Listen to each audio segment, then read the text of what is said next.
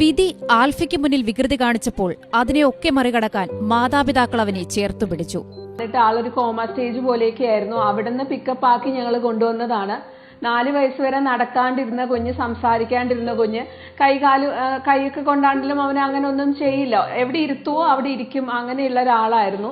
കുസുമഗിരിയിൽ വന്നു. അവിടെ behavioural therapy, IEP, പിന്നെ സ്പീച്ച് തെറാപ്പി, OT, ഇങ്ങനെ എല്ലാ തെറാപ്പീസും കൊടുത്ത് അതിൽ പിന്നീടാണ് ആൽഫക്കുട്ടൻ സംസാരിച്ചു തുടങ്ങിയത്, നടന്നു തുടങ്ങിയത്. ഈ കൊച്ചുമിടുക്കൻ ഒരു ചെറിയ ബിസിനസ്സുകാരൻ കൂടിയാണ്. കത്തിയും മറ്റുപകരണങ്ങളൊന്നുമില്ലാതെ, ഒരു തുള്ളി കണ്ണീർ പൊഴിക്കാതെ, വെളുത്തുള്ളിയും ഉള്ളിയുമൊക്കെ പൊളിക്കാൻ ആവുമോ സക്കീർ ബായിക്ക്? ആൽഫയ്ക്ക് അതൊക്കെ നിസ്സാരം. ആൽഫക്കുട്ട ഓർഡർ ഉണ്ടോ?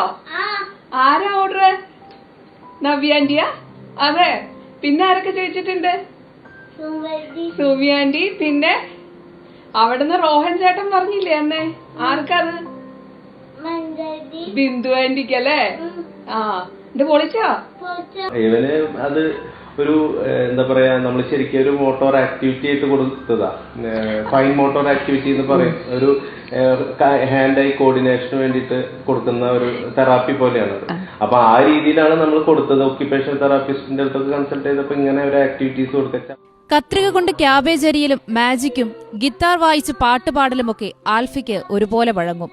പാപ്പി, അപ്പച്ച, അപ്പച്ചമാണോ, അമ്മച്ചമാണോ, പാപ്പി ശേദം, അപ്പച്ചമാന്റെ, അപ്പച്ചമാന്റെ, അപ്പച്ചമാന്റെ. ആൽഫിയുടെ വീഡിയോ ഞങ്ങൾ പകർത്തുന്നതിനിടയിൽ അപ്രതീക്ഷിതമായാണ് ഒരു അതിഥി അവിടേക്ക് എത്തിയത്.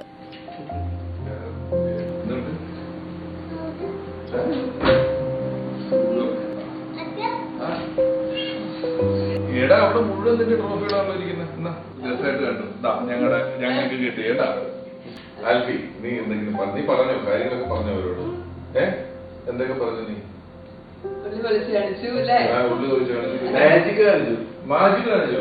പിന്നെന്തൊക്കെ കാണിച്ചു? പൂ അടിച്ചു. സൂപ്പർ. നമ്മൾ ഡാൻസ് കളിക്കുന്ന പറഞ്ഞോ നീ? പഴയ ഫ്രണ്ട്സ്.